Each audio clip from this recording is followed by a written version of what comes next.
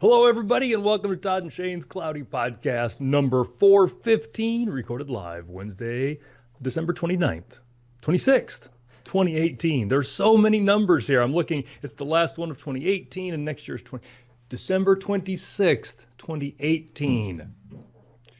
There we go. Are you okay? You want to just start over? I mean, No, I think we should leave that in. It's part of the charm. It's part of why people listen to this thing and watch it and all that. I thought they listened because Error 415 is unsupported media type. I thought that was Yes, so these obscure 400 codes, so everybody knows 404. I mean, but these obscure ones, length not supported, unsupported media. I'm really enjoying the depths of the 400 error codes. I'm really liking them. Yeah, I mean, in all the audio and visual problems we have, I mean, we are clearly show 415. I mean, this is like us. But I think we've got it now. Shane and I, one of the things that you never do when you're do recording things or whatever is change stuff at the last minute. And at the last minute, I put in a new USB hub that all of my things are connected to. I mean, I'm guessing between the time I powered that USB hub up and the time that I went live with Shane was about 7 minutes. And then Shane put a new USB card in his machine, which is what all his stuff. So, I mean, we just couldn't have been more irresponsible. Yeah, I mean, then we spent like 15 minutes sorting out all my microphone problems. I mean, I kept having to touch all the mics to prove to everyone which one I was and wasn't using. It was really, really frustrating. And we're convinced that at least 2 or 3 people in the chat room have voices in their heads, and there was some confusion about all that. But I think we've got it all good to go now. We haven't had some of the big hardware issues like we've had in the past. It's mostly, other than XSplit every time, making us change. Yeah. Well, I think, a couple of our topics there, some of the new hardware that we recently got, and maybe not specific to the show, but just once again, showing our ineptness with hardware, I think is well demonstrated with F and G. Yeah, F and G. Well played. So for production notes, I've not got 414 out. I'm waiting for a couple of things. I'll hopefully get that out today because I'm leaving town on Friday. Won't be doing any computery stuff for a while, but we'll get 414 and 415 out soon. So moving on to the topics, one of the things that we forgot to talk about last week is the birthday fundraiser. So we have a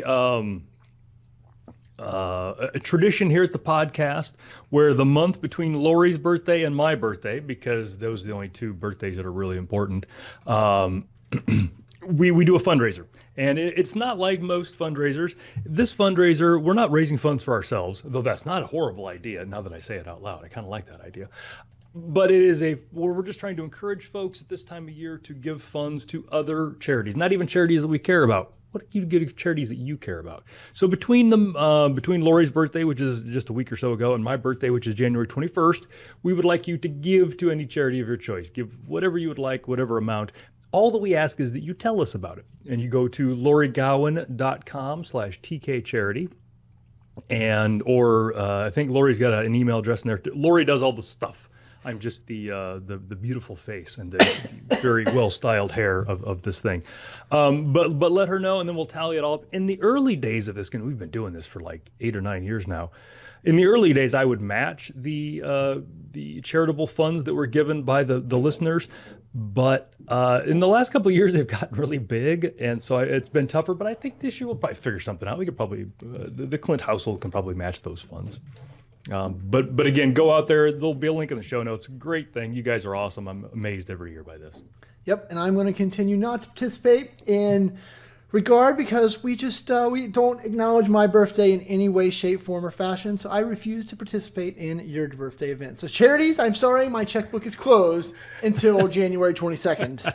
And then just checks flying out. And I guess, not that we ever talked about it, but I think somebody brought it up here. I don't even remember, but I don't know that Shane has a birthday, and it's kind of one of those academic things, because if Shane does have a birthday, I don't know that anybody cares. So, but it's out there. Lori has been diligently making sure that I get everything set up for that. Apologize for not mentioning it last week because it should have started last week. We're kind of a week behind. Yeah, what it looks like, according to Lori's little post down there at the bottom, this year is almost matched last year already, and you just started. So, Yeah, we've had some big years. I've not kept up with the numbers because it's been going on for 9 years now, and yeah, so that's just one of those things. Everybody's situation is different, but I know, and then this kind of came out of the recession that was 10 years ago. But if you're in this industry, you're probably doing a little better than most. And so if there's just a little way to sneak a little extra out, this is a great time to do it. That's all I'm asking. Wait until my birthday. Yeah, yeah.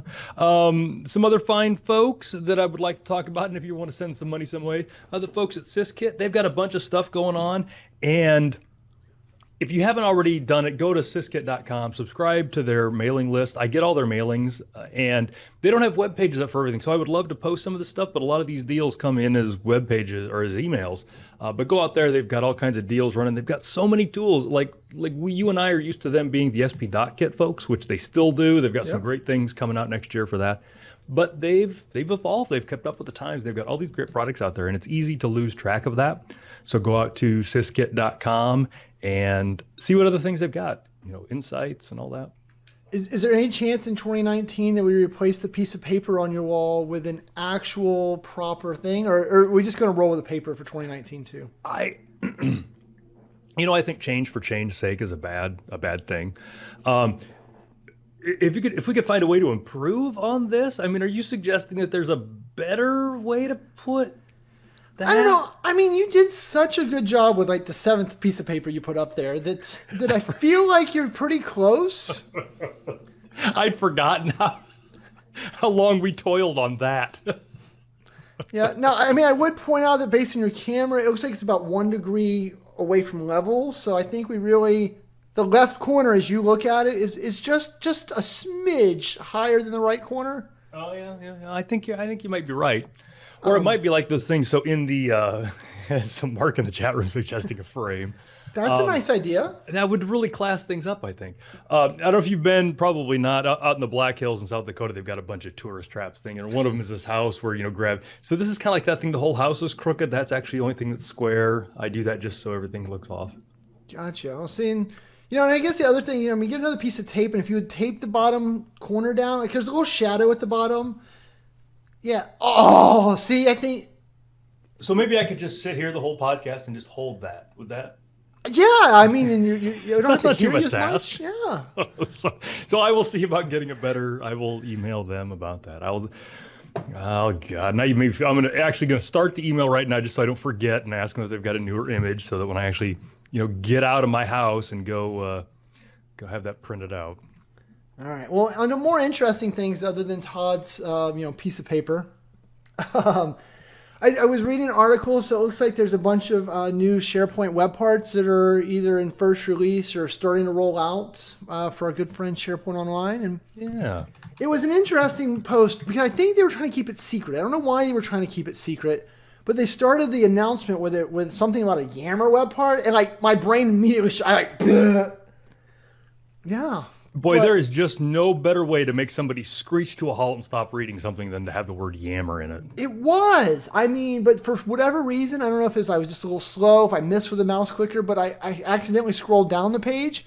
And the rest of the article and all the rest of the announcements are really awesome. But there's this Yammer crap at the top, and I almost missed it. So that's why I thought it was newsworthy to call out here for the show and just be like, look here, people. If like me, if your mind shut off when you saw the Y word, by all means, have somebody scroll past that for you and then come back. You want your kids like, hey, come here, scroll this mouse for a second. Yep. So honey, I would like you to go to that webpage, and there's going to be the word Yammer. What? There's a thing? Oh, yeah. No, there's some really cool stuff in there, and this is one of those things. You and I were not big fans of Office 365 in the early days, and this is one of those things where we were just wrong. There's all these cool things that just get shot out there, and man, I'm a big fan. So yeah. No, it's pretty cool. So there's some personalization stuff around content and sites and news. There's a way to embed YouTube now and stream. I was like, that's a bit of a reach, but that's okay. They felt like they had to kind of incorporate the two. Yeah. I've used Stream a couple of times with some customers, and it's not as cringeworthy as the countdown timer, which is awesome, counting down until a specific date or an event or something. That is such an easy thing and such a great little win. I do love it. Yeah. No, and on Stream, I've also messed with it a little bit, and I actually really like it and think it might be a superior platform to YouTube, but it's massive people, right? YouTube has 4 billion people and Stream has 4. And so that's where the disconnect, I think, is currently at. Yeah, when I think they serve different markets. YouTube serves anonymous users and Stream is very much a closed thing. So similar but different. There's a Venn diagram. There's a lot of overlap, but there's good old concentric circles. I like it. But anyway, so yeah, some great web parts. They snuck out. They hid it behind that announcement, but we soldiered through for you and made sure that our show with our heavy hitting news reporting got you the updates. Todd and I did not want you not to know about that stuff hidden behind that Y word. Yeah, 10 days ago. And I can only imagine, like, as you fell asleep, like your finger probably rested on your mouse and the page scrolled by itself. And then when you woke up, you saw the bottom of the page. You're like, I wonder what this was. And you scrolled up backwards and saw this great stuff.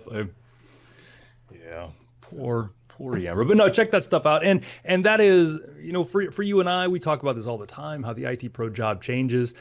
These kind of things are valuable for 2 reasons. Number one, as an IT pro, I end up using SharePoint Online a lot more than I ever use SharePoint on-prem. It's a thing. Like, my customers use it all the time. I use it all the time. So it's just good to know as a user. But also as an admin, keeping ahead of these things is part of our job now. And so we got to know what's out there, being able to support these things, shut them off if we don't want them, just understand what users are seeing. So this is important stuff. It is. I will also point out, so next up on our list there was a survey done by, I forget who it was, Spiceworks. Which is I'm always disappointed when I go to Spiceworks. I always expect more. Yes. There's been a few companies that Todd likes to partake in that use spice in their name, and it's not ever what he wants. Never. Oh. But anyway. What did Spiceworks have to say that was not spicy like I was hoping? They did some fun stuff around what were the enterprise communication platforms that companies were using. So I think they surveyed about 1,000 different companies. And as they predicted, so I don't know how I feel about it because they predicted this is the results were going to be back in May. But it turns out that our friend Teams has passed our friend Slack. Passed it how? So there's a lot of different ways to manipulate numbers. Yes. And I called that out when I wrote up an article about this. But yeah, what it is the number of companies that are using the platform. So it turns out it's real close. It's like 16% of them use Teams now, 15% of them use Slack. It was a very, very tight little race, but just, an interesting one because if you think about the fact that Teams pretty much came out of nowhere after Slack had done so well, it was interesting to see the continued continued growth and effort that Microsoft is putting into making Teams a real thing. So, interesting. Well, so I have not read this thing yet. So this is actually on geekwire.com. So that's the link you'll see in the show notes. Interesting. Yeah, and the other interesting, I think that, if I'm guessing, right, they probably did it from 2 perspectives. One, they probably interviewed people that were in charge of Microsoft technologies, so they all had Teams on top of their mind, so whatever. But also, it turns out that our friend Skype for Business is still used more than both Teams and Slack combined in this customer segment, so... Yeah, well, I'm just reading, and I'm doing that thing that I hate where people take like 2 sentences out of context, and then that becomes the story.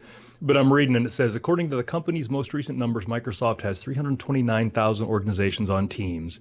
In May, Slack said it had more than 500,000 organizations on its platform. So I'll have to see what those specific, if it's growth numbers or users or. Well, no, so they're saying in their survey. So if you find in there, you'll see the chart that shows, so of the 920 something companies they surveyed, 1% more of them were using Teams versus Slack. So it wasn't from company published numbers, it was from their survey. Gotcha. So no, I use Teams every single day, and I use it with multiple tenants. I think my frustrations with it have not changed in the months that we've talked about my frustrations with Teams.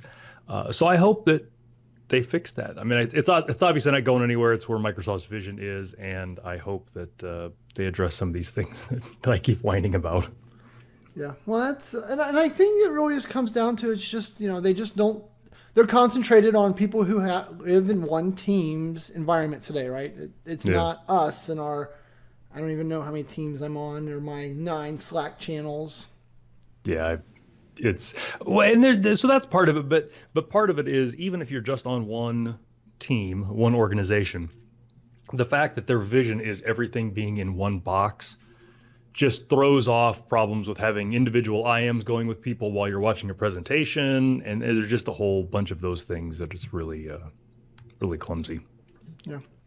But as I've been saying all year, I think you will agree, Microsoft sees it as the center of the universe, and oh gosh, yes, absolutely. Got to embrace it, people. I just keep reminding people over and over again, you've got to start wrapping your head around what this Teams thing is, no matter if you like it or hate it. Yeah, it's the wave of the future. It's not, if we ignore it, it won't go away. That is for sure. There's other problems I'm trying that with currently that's not working out either. not having much luck either. At some point, it'll work. It's got to. It's got to. But yeah, so I don't know. Just a reminder once again that Teams continues to come like the 800-pound gorilla. Yeah, and as IT pros, this is part of our job now, is figuring out where it fits. And in the chat room, Mark Chrisman is talking about that, and Teams specifically, because it's all part of the Office 365 groups, is as an admin, we need to understand how these teams get created and how we govern them and all of that, because they're going to be out there. There's about 47 different places in Office 365 where somebody can create a new group, and every time you do, it's a new site collection, it's a new team, it's a new distribution list, all that kind of stuff. So whether you like Teams or not, you got to understand where it's at and how it gets there and all those things. Yeah. Well, mentioning groups, I don't have a note in here, but when I was doing some reading today, I saw a new article that came out on Christmas Eve of all days. Good time for that, yeah. Yeah, on the modernization of... Oh my goodness, I lost it. The modernization of Pages or something like that, right? It was, or was that last week's? I'm so confused. I don't know. Never mind. I was going to ad-lib, but now I'm confusing myself, so I'm not going to ad-lib. We're all confused right there with you. Well, good. So you think, so the thing I had in the notes next was the update to the licensing and Flow and Power Apps, and you think maybe we covered that last week, but I don't remember. I thought you made me do that because... It might have been. So we'll do it quickly then. Yep. Starting next year, there's going to be some changes to how Flow and Power Apps are licensed, and there'll be a link in the show notes about that. You can go read up on that. It's sort of confusing. It sort of gets in the weeds a little bit about what changes and what doesn't. Really want to bring it up because as both of these platforms are emerging, I know a lot of folks like myself are just kind of feeling our way around and creating things and not totally understanding what everything is and what licenses require what. So we encourage you to go through and read this and see what things, and Shane's going to, in a second here, going to kind of give you some overview of kind of what the licensing changes look like, but just to be aware of it. So knowing moving forward, you're going to know if you're going to need these new licenses or not. Yeah. Yeah. And really the main story of it is there was a lot of confusion, right? So if you think about Power Apps and Flow today, a lot of us are like, oh, there's free things. They're part of Office 365. And yes, they do come with most of the Office 365 licenses, but their intention, right, is to be so much more than just part of the Office 365 ecosystem, right? If you look at the number of connectors they have, I don't even know the number anymore, 250, 300 different connectors to talk to services, not only within the Office 365 ecosystem, but to talk to Salesforce and to MailChimp and to SurveyMonkey and to AWS and all of these different web APIs and things like that. So what Microsoft's really trying to do is they're trying to kind of drive people back and understand that the Office 365 version of Power Apps and Flow is really just meant to enhance and extend extend Office 365. Right. But using Power Apps and Flow with the data sources and the connectors outside of that box, the vision has always been, just not very well said, that would require the additional Office 365 or the additional Power Apps and Flow licenses. So what they're trying to do here is they're trying to make this a little more clear that is their long-term vision. And so in January, they're going to kind of flip the switch, but then you get a whole year to kind of transition around it. So this is worth reading, especially if you have Power Apps and Flow in your radar, but you haven't engaged with them yet. If you engage with them the right way before January 19th-ish, then you get to keep some licensing stuff for an extra year and really make sure that the investment pays off for what you want. Yeah, and I think, and that was when Shane and I talked about this earlier, that was kind of the point that stuck with me, if you're staying inside of Office 365 with Power Apps and Flow, chances are you're not going to be impacted by this licensing thing. But, and as they know, once you start, you do all that and you get all these great ideas and it works great in Office 365, you start having some of these ideas on how to reach outside of Office 365 to do other things. And that's where they're going to start getting you on the licensing costs. So I like that. That was a good shortcut. I don't know if it's 100% exactly how it is, but that's a good shortcut as you're planning it out. Like Shane said, you're thinking about jumping, but you haven't done it yet. If you stay inside of Office 365, probably included. That's the easy one to look at. Yeah. And there is so much value, for things like I have a customer who's using it to pull in Salesforce data. So they have a form where their traders fill out the information. And so they're pulling customer data out of Salesforce. And then when they're all done with the update, the ticket they want to generate, they're actually using the Zendesk connector to send it over via Zendesk so it can then go into their official, workflow process there. So there's a lot of really powerful stuff. But, the licensing is something we got to make sure we wrap our heads around because, I don't want you to dive in wholeheartedly. I mean, someone in the chat room is like, hey, $5 a month times 20,000 people. That's a lot of money. Yeah. So in your example that you just gave with the Salesforce stuff, do all 20,000 of those users need the license at $5 a month, or is it only the people that execute those flows? Right. It's only the people who want to execute the Power Apps and flows that are running that need those connectors. So. Yeah. So that's another thing to keep your head wrapped around is it's not just that, but then who outside, who actually uses those outside connectors. Yeah. Right. It's the same problem that like Lori sometimes has with, talking about Power BI licensing, right? If you look at Power BI licensing and you think about this one report, yes, it can be really expensive and overwhelming. But if you start thinking about, okay, well, once we get this report done, we've got a list of 412 reports we want to do. Well, you don't have to go buy the license 412 more times, right? You've paid for it. And so as you look to spread out the peanut butter there, right, to spread out that licensing costs across your environment, then you start to really see the advantage and, the licensing really starts to make sense. But that's what a lot of people have a hard time, I think, with today is they're like, I just want to make this one app and I just need to connect to Salesforce for this one thing. Yes, you have to incur that license cost now. Yeah. But you just have to see the vision of here's all the other ways you want to use that. Yeah. And I think that's the thing. And, you and I are both, business guys, and I get it at a high level. They got to get paid. There's got to be some financial incentive for them to keep improving these products, and that's a tough balance to walk. I'm not saying Microsoft always gets it right. There's plenty of times where I feel like they don't, but I understand why they have to do it. So, yeah, I get it. I think it's the best way. Yep. So this was an interesting article that I read a while back. Called Information Architecture in a Flat SharePoint World by Sarah Haase up in Minnesota. Known her for a long time. She writes some good stuff. She's not an admin so much, kind of a power user advocate stuff. Things that you and I didn't really pay attention to earlier, but now we have to because of the way these jobs change.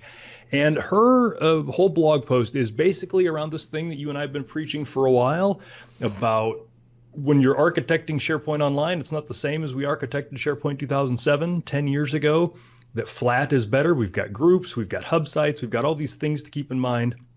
And Sarah's blog post does a really good job of talking about why we should do that and what the changes are and what the benefits are. And it's just another good reminder of that and another way to go at that discussion. So I really like that one. I learned a couple things reading through that. Yeah, so much changes, right? That's I'm going through this very conversation with a customer right now who has me helping them guide their SharePoint deployment. And like you said, there's lots of little things like that for us to learn. And as Mark says in chat room, subsites are the spawn of the devil. I don't know when that happened, but it did, and it's true now. Yeah, and it's when I think back, 10, 12 years, subsites were always a necessary evil. Like we never wanted a subsite, but we had to have a subsite because we wanted to roll stuff up. Yep. And so we were, and then we would have a subset of a subsite because, well, these people work with these people and we don't want to have to, they were always a compromise, whether we understood it or not. And it was always very confusing describing the difference between a site and a subsite. And and all those things. So I think we've just been beaten down by it so hard for, the last 10 or 15 years that we just don't even think about the fact that they were a bad idea, but they've always been that way. They've always been a compromise. And the software is now caught up to where we don't need to make that compromise quite so much anymore. Yeah, well, and that just makes me also have flashbacks around the whole security model, right? And this idea that, well, I want to have these files over here have different permissions than these files, and everyone's like, we know it's terrible to manage, but we really just need to do it. We're going to do it again. I'm like, no, take the little bit of pain, figure out how to do it, and be happier. Yeah, and that's, and one of the things that I've but in the last year, a lot of my customers are first-time SharePoint users. I've done a tremendous amount of migrations from file shares to SharePoint or greenfield things to SharePoint. And those people, while they don't have the history of SharePoint to make some things make sense, they also don't have the baggage of the history of SharePoint, so they don't go into these situations wanting to do the bad thing because it's the bad thing they've been doing for 15 years. Instead, they look at what SharePoint Online is today, and they're like, oh, well, why would you ever make a subsite? That makes no sense whatsoever. I'm like, oh, it does. Back in '02, I made a subsite, and that's, I make subsites. My dad made subsites. His dad before him made subsites. I mean, we just get so used to that. And there's all these new users, and I constantly have to reframe things when I'm talking to these people because they will ask me these questions. Why would I do that? And I get ready to go into my diatribe, and I realize, no, they're right. You shouldn't do that. But I've just gotten so used to it. So it's been interesting. Yeah, baggage is tough. Baggage is heavy. No one likes to carry baggage.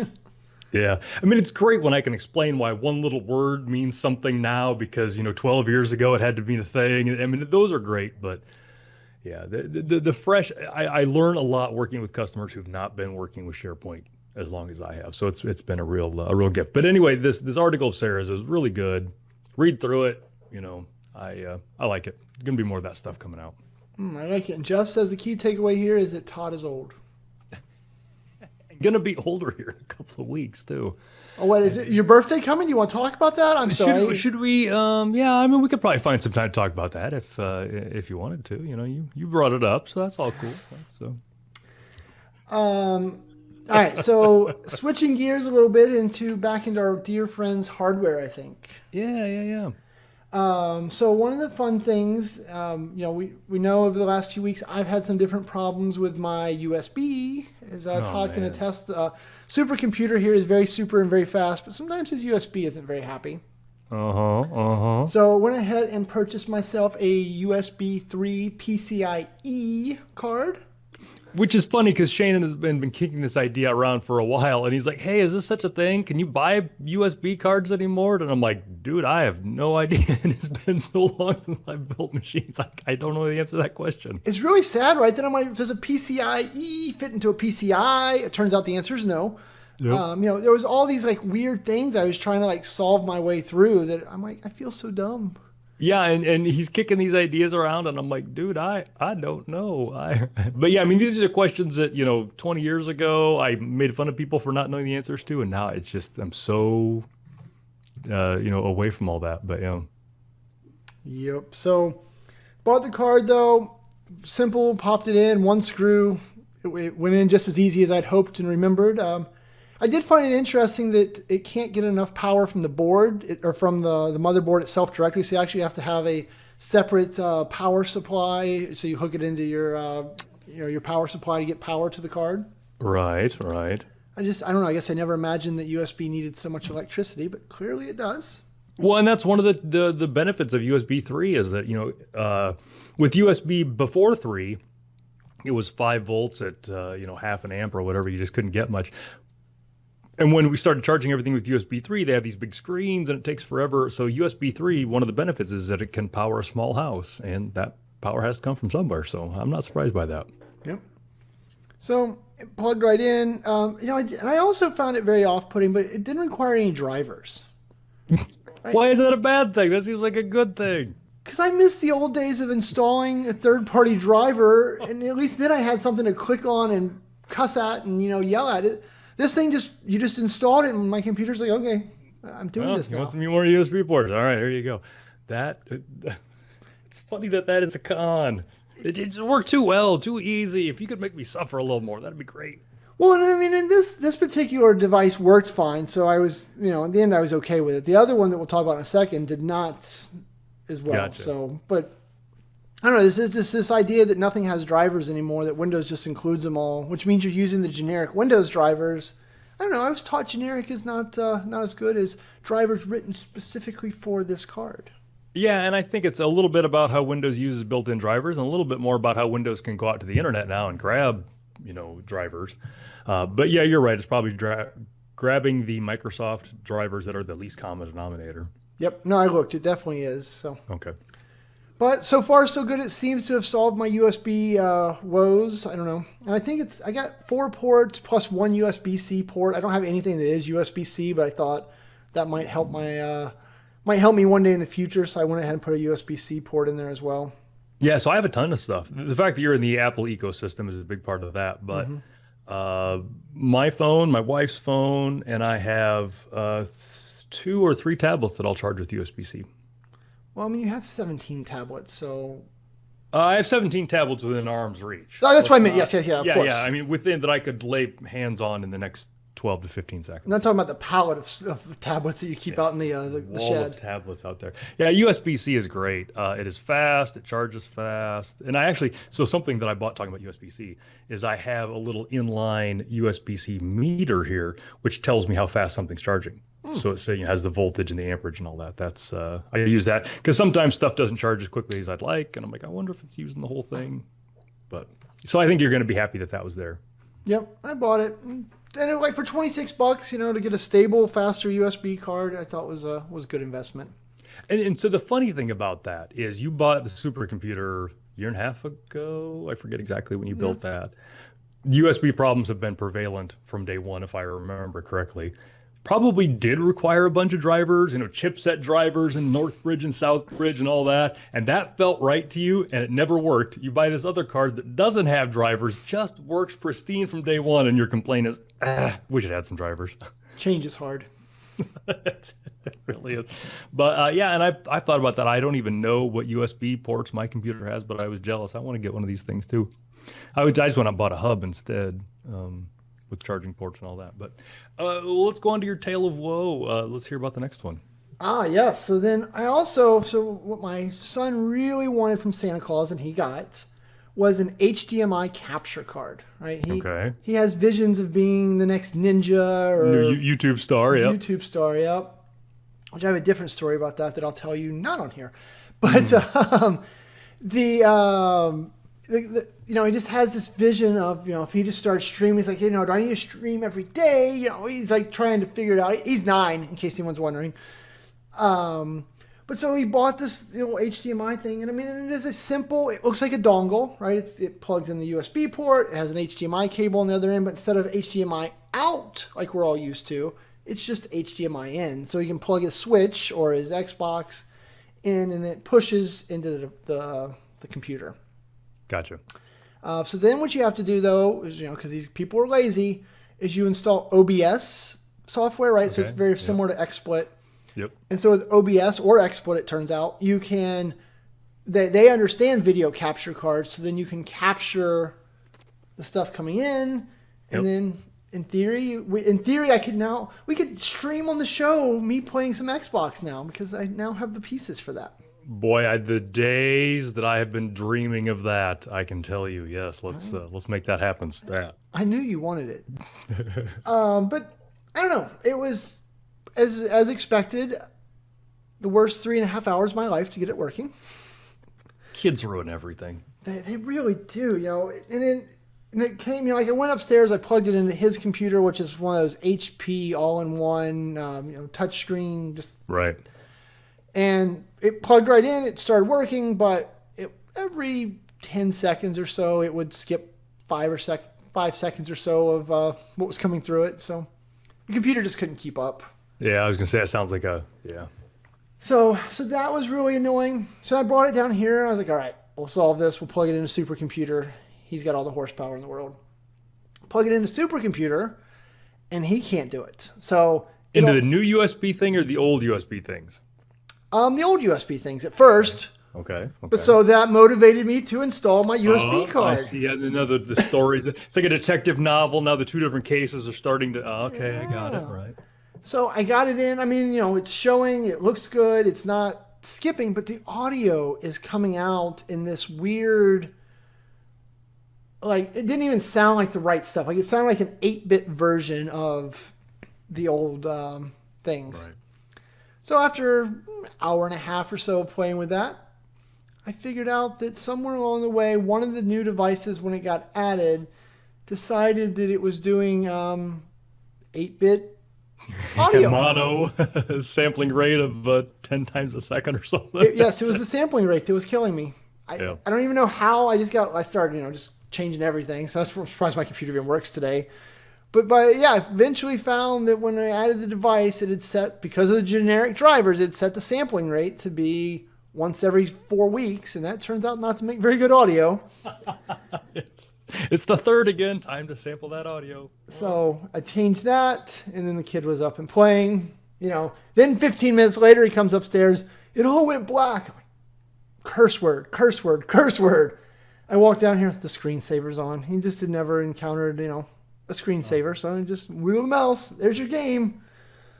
It was terrible. It was torture. It just reminded me of doing the show where, all these simple things just never work together like they should. Yep. So then does he play it through that, or do you have a splitter? No, so he plays it and he just watches himself play it on the computer in OBS. Kind of like I'm watching myself talk to you on XSplit right now. And it doesn't introduce enough lag to throw off a gameplay? He didn't complain. I would have, it's my gaming days, I would not have accepted the lag that he's currently getting, but Yeah. I mean, he's still, he managed to get a victory royale, so he's still kicking people's butts, so I guess it's okay. I don't know. Gotcha. And where does the HDCP, the high def copy protection, how does that fit into all this? Not at all. It didn't. Sweet. So I don't know if their device is just ignoring it, right? Because it would be their device that has to honor that. Yes, it would have to look for the flag and then honor the flag if it was there. But it should have to do that if it gets the HDMI seal thing. So interesting. It probably doesn't have the HDMI seal. Yep. So the Chinese are recording all your son's. Gotcha. Well, that's cool stuff. I've thought about getting one of those over the years for various things, and just have never known what I would hook up to it, and so never have. Yeah, it was only like, I think Santa said that it was about $80 or so. So He has all the hookup. Yeah. Yeah, and it's one of those things. I wanted one for a long time. I think the last time I looked at them, it was like $220 for the one I wanted. So the price has come way down, and I mean, and there's literally nothing to it. Maybe when you start talking, I'll reach and pull another muscle so I can show you what it looks like. But it just USB port on one end, HDMI on the other, and yeah. It looks like the out adapter that we use all the time, but it's an in adapter. Excellent. Oh, that's cool. That's yeah. And all I got with all your cool stuff is a new USB hub to support. And that was an interesting thing. So a few months ago, I bought some new headsets for when I talk to customers. And this is a bad example. It's nothing exciting, but it really is just a USB audio thing. Mm-hmm. So it's got mute and all that, and then a headset that has a mic and headphone thing on it. So I got a couple of those because my other unit was failing, and then like a couple of weeks ago, people were complaining that my audio sounded bad. I'm like, man, I just got these things. So I bought two of them, one to leave hooked up here all the time, and then one to throw in my backpack. So I swapped it out, and then it worked, and then it didn't for a while. So I did the old troubleshooting thing. I just started pulling pieces out. First it was the headset plugging into the thing, and then it was the USB thing. And then the problem kept coming back, and I'm like, man, is it possible that this USB hub is going out? And sure enough, unplugged the USB hub, essentially rebooted my USB hub. Problem went away. So I'm like, well, I've had that thing for probably 4 or 5 years, so I'll splurge on another USB hub. So that's what I got. It's got very many blue lights on it. I like that. Oh. Yeah, I did a pretty slick. I got a real skinny little 4-port USB hub that's on my my desk that goes up and down, right? My very desk. Yep. And I kind of like integrated it in, so I taped it underneath. So it looks like it's like built in the desk. I got all fancy. Yes, well, anytime you use the word tape, we know that you've spared no expense and made it just look as great as possible. You wouldn't even know No, it's here. Look at that. It's so pretty. No, I used two-sided tape. Does that count for anything? Sure. It sounds like double the class with the two-sided tape. So yeah, go ahead. The final thing we had in our note. So Shane, last year, we talked about how you got a Ring Yes. doorbell. And one of the things that the Clint family does is we watch America's Funniest Home Videos every week because I just can't get enough video of dudes taking it in the shorts from baseball bats and watermelons and all that stuff. But one of the things you can definitely watch technology progress through shows like that, because you could definitely tell when the cell phone videos started coming in, it was different. And now there's just a slurry of these doorbell cam videos coming up, people falling down the steps and all this other crazy stuff. So I've been, we've been talking about getting one of those, and I would like to get one. I just need to decide what I want. But one of the big videos that's been, going through the internet lately is some NASA engineer who apparently had some problems with people stealing packages off of his doorstep last Christmas. So this Christmas, well, starting several months ago, he designed this package that was a decoy that had a bunch of cameras, and the big, well, there's kind of two payoffs, but one of the big payoffs is it had a big reservoir that had glitter in it. And once it was triggered, it would spin and just shoot glitter everywhere. And then to make sure that the box was gotten rid of, it had a little bottle of fart spray, and it would squirt fart spray every minute until the person threw it out. And it was using cell phones for the video, so they had GPS on it, so then he would just go and retrieve the box and get the video. So it was great fun. Now, the video itself has come under some question because part of it was staged. I'm going to give the guy the benefit of the doubt. I don't think he knew that the part was staged. We can talk about that later.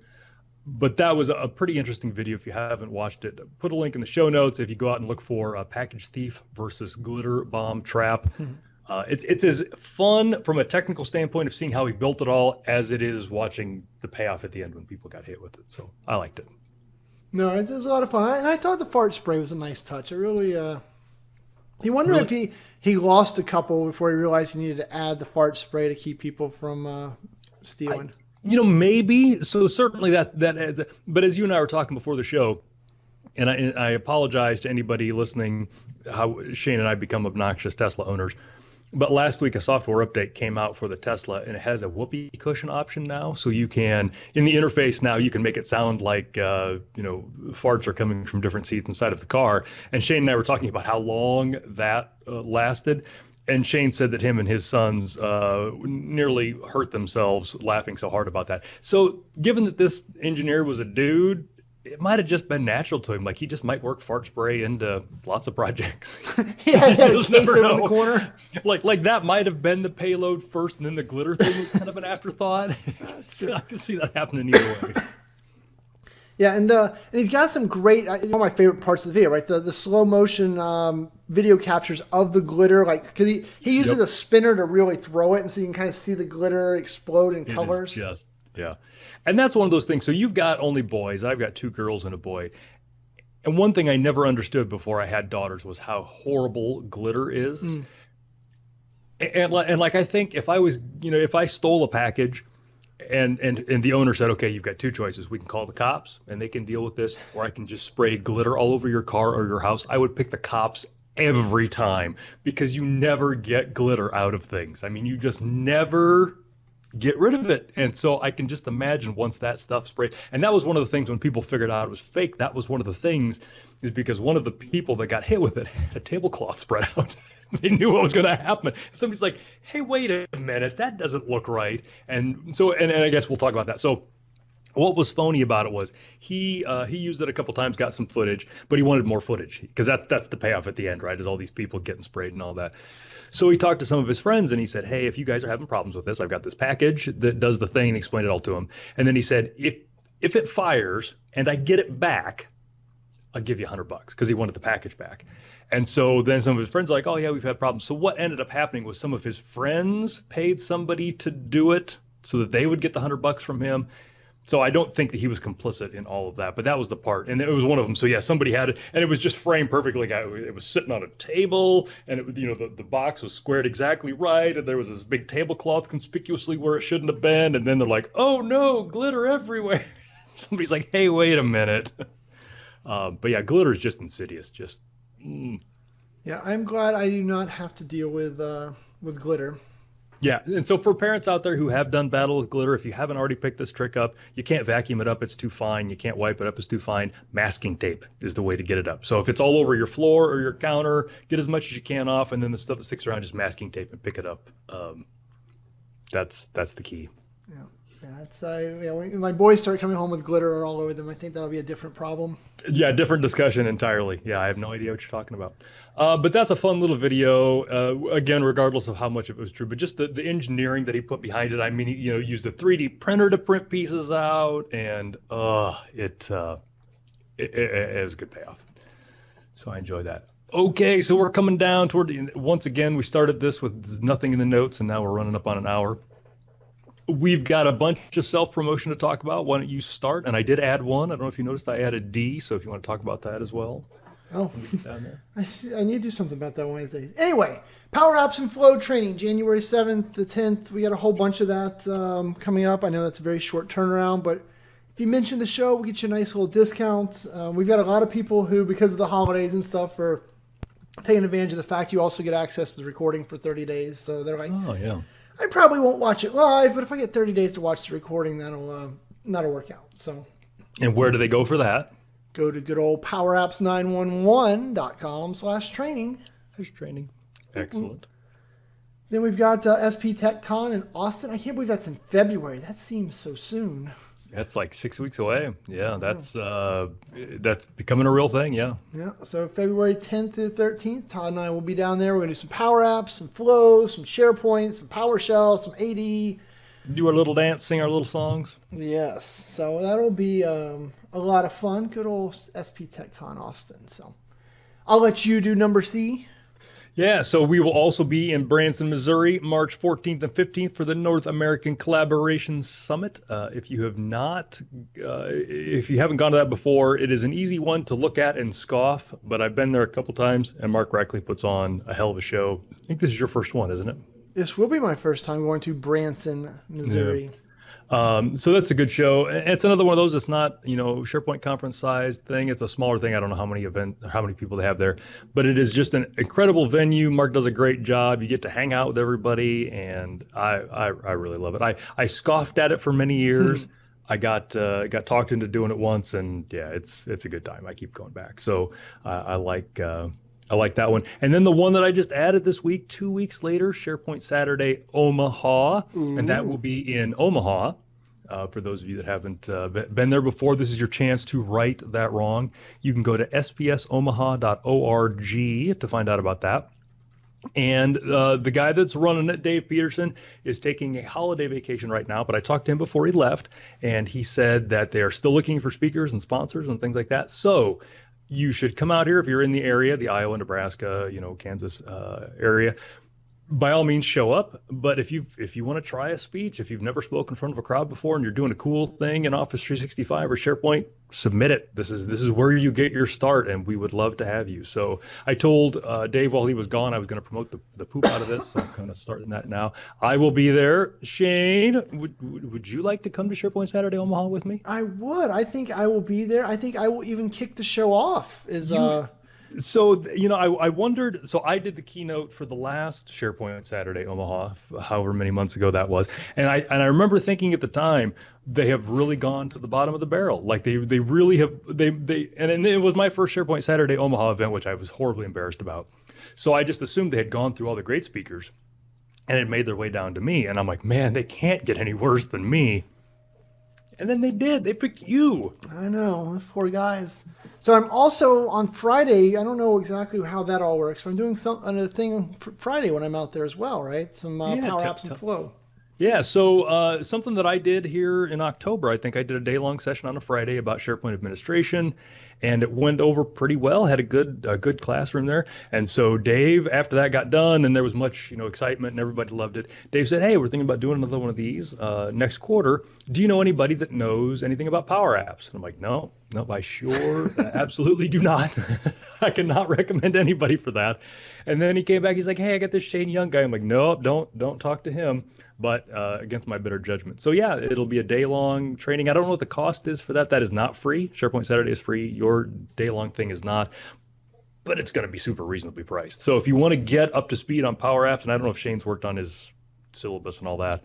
But it's a great way. And the other great thing is the Microsoft Office and 2 hotels and the event for SharePoint Saturday are within a block of each other, and it's in a new part of Omaha where the racetrack used to be, and it's all revitalized. There's tons of restaurants and great stuff to go to. So it's super easy to navigate. It's totally feasible that if you go to Shane's thing on Friday, you can park your car at the hotel Thursday night and not touch it again until you leave Saturday after the event. Yeah, so, which means you can drink lots of adult beverages, which will make my session even better on Friday. A lot easier to stomach, absolutely. Yeah, probably won't hurt with the keynote either. Yeah. So that's going to be fun. Shane has never been to Nebraska or Iowa, so I think we're going to fix those issues in March. But we would love to have you there. And again, this is SharePoint Saturday events are so much fun. So just come down to that one; it'll be a good time. Yep. And then last but not least, we've got SharePoint Conference North America, May 21st through the 23rd in Las Vegas. Think about that, folks. We are sitting here all bundled up, frozen cold. It'll be hot in Vegas in May. It'll be so fun. Yeah, and Vegas and Omaha are very similar. So if you've if you like one, you'll probably like the other. So yeah. Clearly. And I think right now the only session they've announced so far from Todd and I is we'll be doing an all-day event on SharePoint administration, but hopefully there's more of those to come. Yeah, we'll see what else we can document too. But yeah, would love to have you go there. So go to SharePointNA.com and get signed up for that, and it's gonna be a good time. We would love to see you there. Yeah, and if you type in Young when you sign up, you get $50 off. You'll be punched in the nose by a black bear. That's what I heard. If you type Young in there, yeah. So rude. Bam.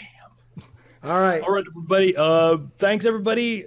I'm gonna go eat some Christmas candy because my sugar nauseation has ebbed a little bit, so I need to go power back up again. Happy New Year to everybody. Happy New Year to you, Shane. I'll probably talk to you in the next couple days, but yep. So thanks, everybody. Don't forget the charity drive. Go to LoriGowan.com. There's a link there, but then LoriGowan.com/TK charity. Just got an email address. Sign up for that. Would love to make some magic for some folks this season. Yay, team. All right, guys. Thanks. Have a great day. See you next week.